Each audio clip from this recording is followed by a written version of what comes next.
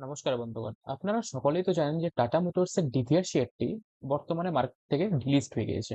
কিন্তু এই যে 10টি শেয়ারের বদলে 7টি টাটা মোটরসের অর্ডিনারি শেয়ার পাওয়ার কথা ছিল, এটি কবে হবে সেটি হয়তো আপনারা অনেকেই জানেন না। তো আজ তারই ব্যাপারে আমি আপনাদেরকে বিশ্লেষিতভাবে আলোচনা করব।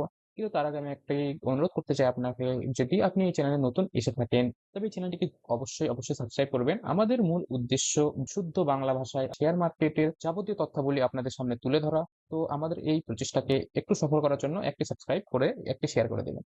তো আপনারা তো সকলে জানেন যে 10টি ডিভিআর শেয়ারস এর বদলে 7টি শেয়ার পাওয়ার কথা ছিল, বাট এখনো সেটার বিষয়ে কোনো আপডেট যদি আপনি না পেয়ে থাকেন, তাহলে আপনি এসেছেন একদম ঠিক জায়গায়। এখানে আপনি বিজনেস ট্যুরের একটি রিপোর্ট খুলে বসে আছে এবং এখানে আপনি দেখতে পাচ্ছেন যে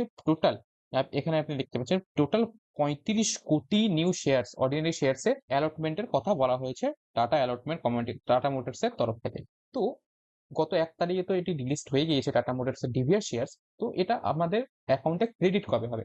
তো সেটাই আমি একটু নিচে গিয়ে যদি আপনাদেরকে দেখাই, তাহলে আপনি এখানে দেখতে পাবেন টাটা শেয়ার হোল্ডার্সকে T+15 ডেইজে এই শেয়ারটি আপনাদের অ্যাকাউন্টে ক্রেডিট করে দেওয়া হবে। মানে কি, গত 1 সেপ্টেম্বরে টাটা ডিভিআর শেয়ার্সটি ডিলিস্ট হয়ে গিয়েছে।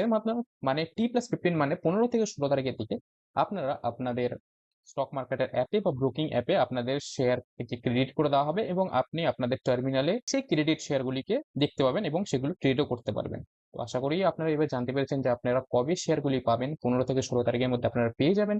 এবং আপনার যদি এই তথ্যটি হেল্পফুল হয়ে থাকে তো অবশ্যই চ্যানেলটিকে একটু লাইক, শেয়ার এবং সাবস্ক্রাইব করে দেবেন এবং পরিশুদ্ধ বাংলা ভাষায় এইরকম আরো কন্টেন্ট দেখার জন্য আমাদের চ্যানেলকে নিশ্চয়ই সাবস্ক্রাইব করবেন।